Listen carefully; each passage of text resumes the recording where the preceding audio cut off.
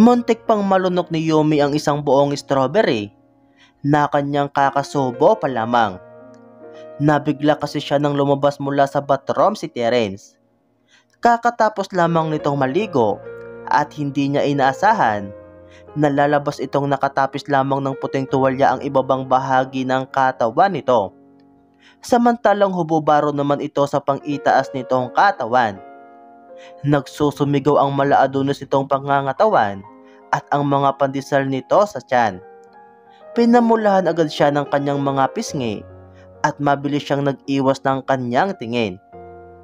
Buwisit talaga, mapang-akit. Napalunok siya nang maramdaman niyang lumapit pa ito sa kinaroroonan niya. Nakaupo lang naman siya sa may bar counter ng kusina nito habang nilalantakan niya ang strawberries na binigay nito sa kanya kanina bago ito maligo. Magbihis ka nga doon. Hindi niya mapigilan sitahin nito nang tuluyan na itong nakalapit sa pwesto niya. Ngumisi pa ito at para bang tuwang-tuwa ito sa nakikitang reaksyon niya. Kitang-kita kasi nito ang pamumula ng kanyang mga pisngi.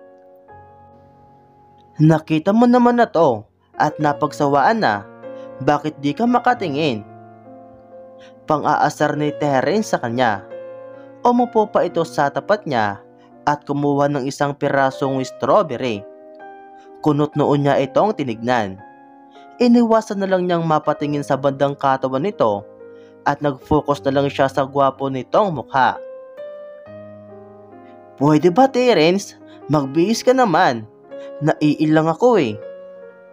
Pagsusungit niya. Dati naman hindi ka naiilang. Dati yon. Tumawa ito habang kinakain na nito ang strawberry. Alam mo, napakatanga ko talaga no. Bakit kaya ako naniwala sa'yo na wala kang jowa? Unang araw mo pa lang nga akong nakilala. Ginarger mo na ako doon sa Boracay eh. Dapat doon pa lang naisip ko ng pakboy ka. Hindi niya maiwasan mairita dahil napakakul lang nito habang kaharap siya. Samantalang pulang-pula na ang kanyang buong muka dahil sa kahubaran nito. Ginarger? What the? Napabayaan lang kita ng isang araw kung ano-anong words na ang naiimbento mo. Halatang hindi nito siniseryoso ang mga sinasabi niya. Lalo siyang napasimangot sa inis. Wala naman talaga akong girlfriend nung nakilala kita sa Boracay. Hindi ko naman talaga girlfriend yung ate mo. Really? Nabuntis mo na nga eh. Lalo ka palang gumaganda kapag nagsusungit ka. Nakangiting sabi ni Terence habang nakatitig ito sa kanyang nakabusangot na mukha. Sinasayang ko lang ang oras ko dito eh. Bakit pa kasi ako nagpunta dito? Tumayo na siya kaya naalarma ito. Agad rin itong tumayo at pinigilan nito ang kanyang kamay. Tika, wait lang baby. Nagbibiro lang naman ako. Tinapik niya ang kamay nitong nakahawak sa pulsohan niya.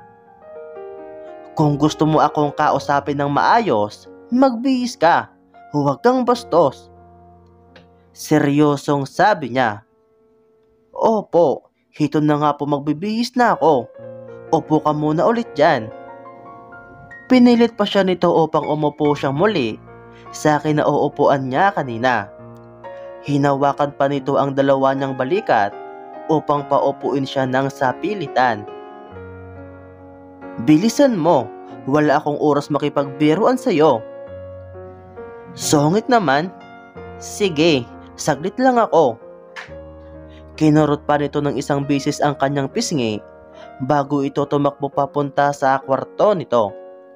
Napasabunot naman siya sa kanyang sarili dahil sa inis niya sa sarili niya. Bakit ba naaakit siya sa lalaking yon? Ang bango-bango pa nito kanina nang lumapit ito sa kanya. Amoy na amoy niya ang sabon na ginamit ito sa pagligo. Kung hindi lang ito nobyo ng ate Fiona niya, ay siya na mismo ang naghubad sa harapan nito. Sobrang sarap naman kasi nitong tignan. Wala pang 5 minuto nang bumalik ito. Nakasuot na ito ng boxer shorts at isang black t-shirt.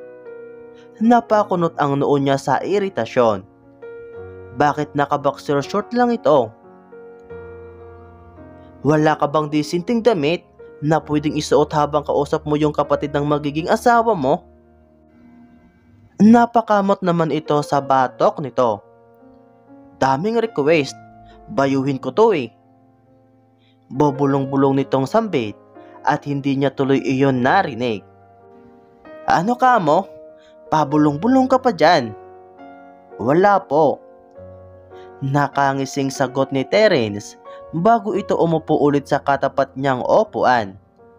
Kahit ang pagngiti nito ay talaga naman nakakaloka. Siguro ito yung tinatawag nilang killer smile.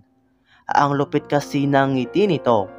Lalo itong gumagwapo sa paningin niya.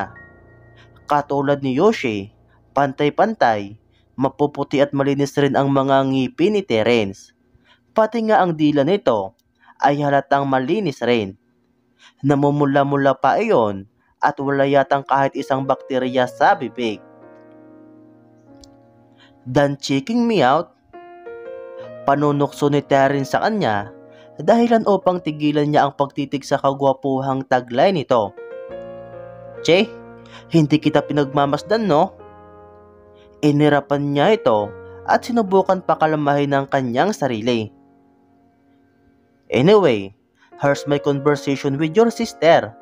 Basahin mo from the top para maniwala kang wala talaga kaming relasyon ng ate mo. Tinignan niya ang cellphone nitong inaabot sa kanya. Baka edited yan? Nakataas kilay niyang paghihinala. Baby naman, tingin mo ba mai-edit ko pa yan sa sobrang busy ko? Makikita mo naman yung cellphone number ng ate mo dyan.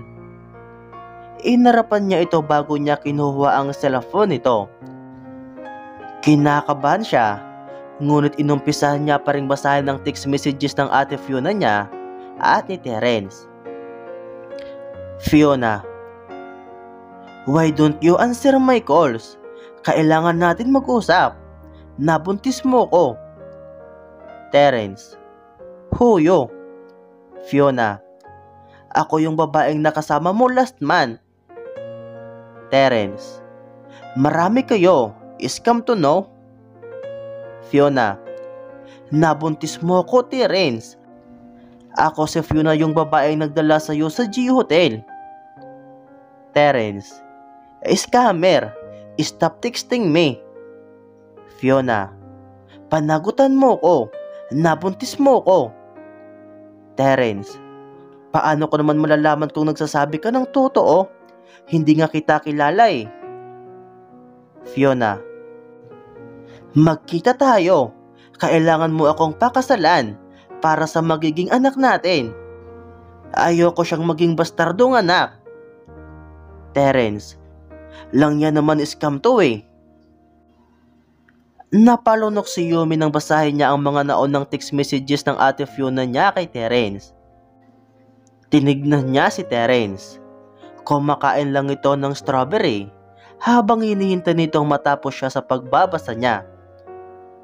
Bakit? Tanong ni Terence sa kanya dahil tinitignan niya ito.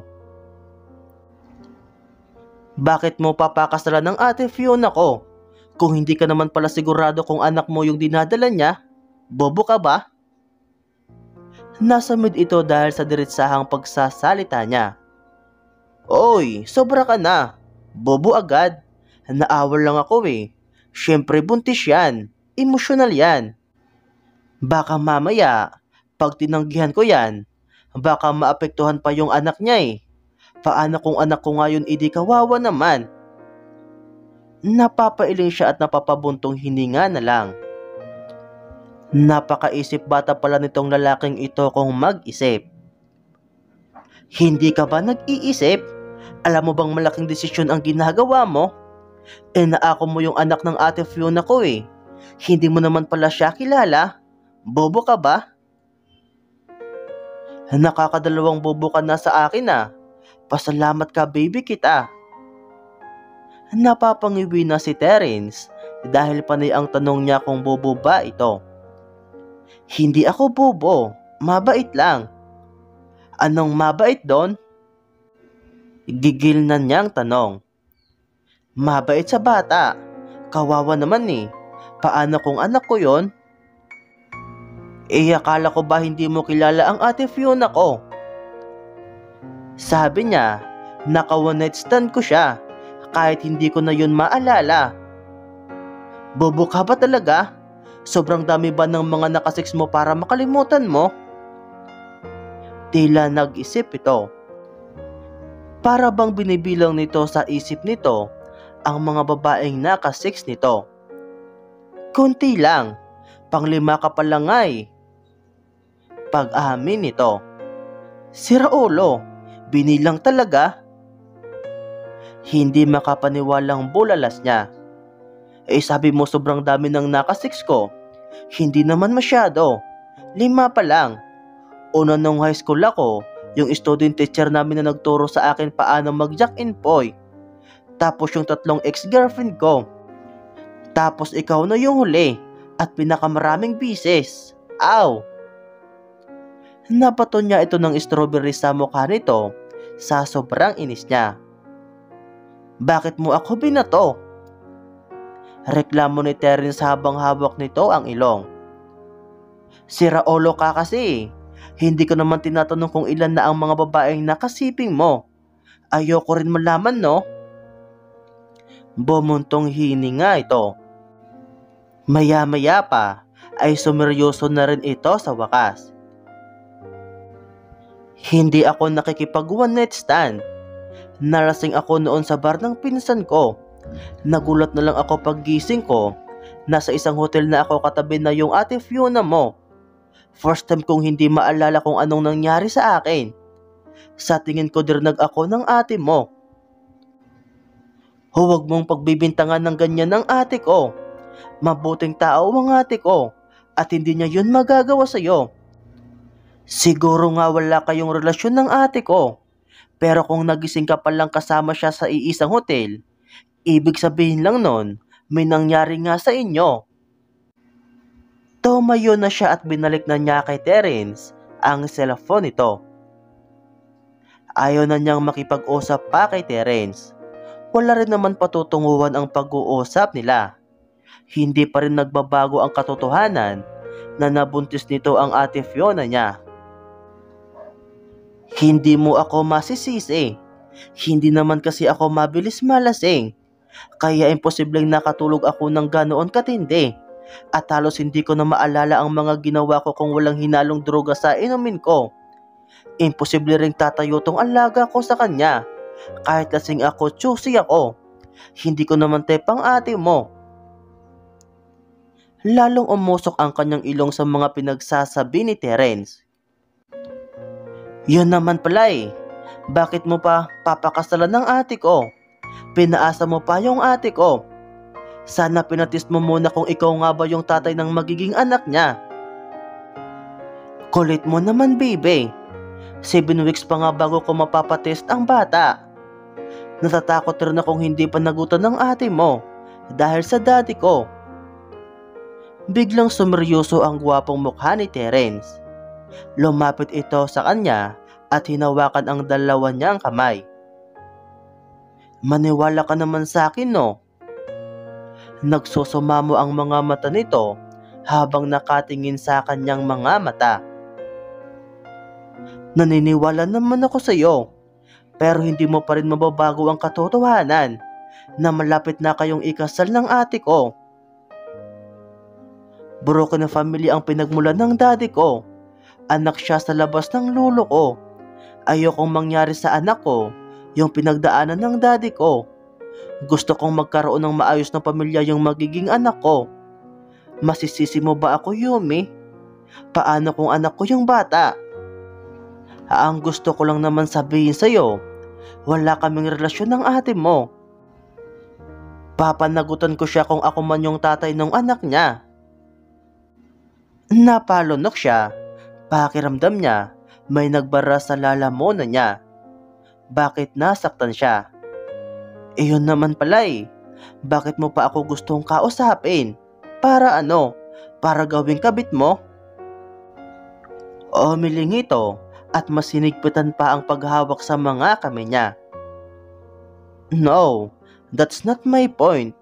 Gusto ko lang sabihin sa'yo na hindi pa naman sigurado kung anak ko yung dinadala ng ate mo eh. So ganon, paano ako?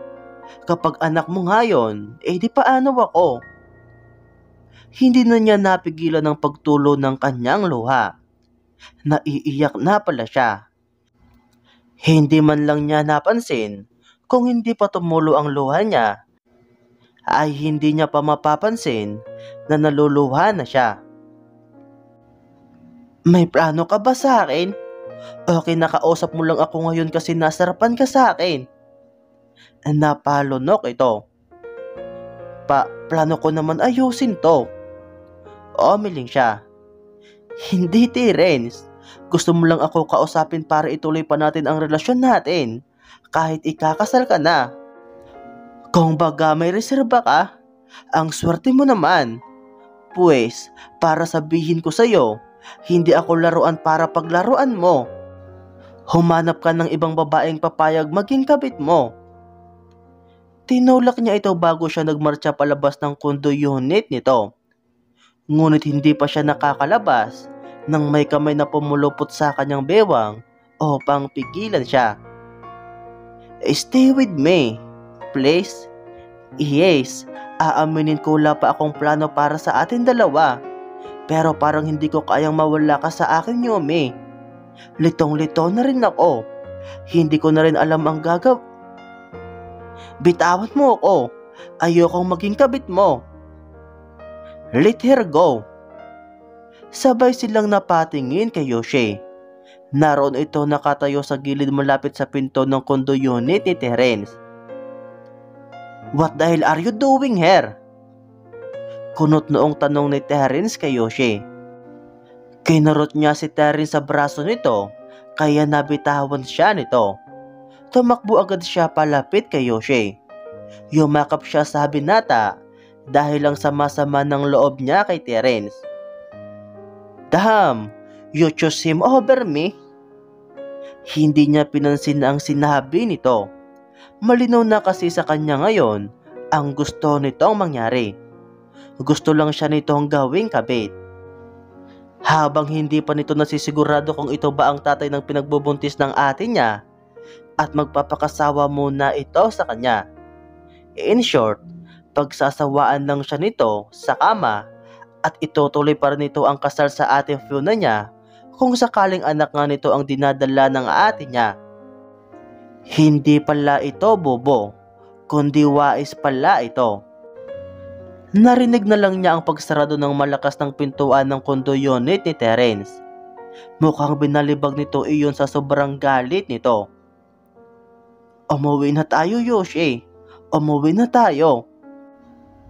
Napapahagulgol niyang hiling kay Yoshi at nasisigurado niyang tapos na kung anumang mayroon sila ni Terence noon sa Boracay. Tapos na iyon ngayon. Buntong hininga lang ang naitugon ni Yoshi sa kanya. Tila naaawa ito sa kanya habang umiiyak siya sa mga bisig nito.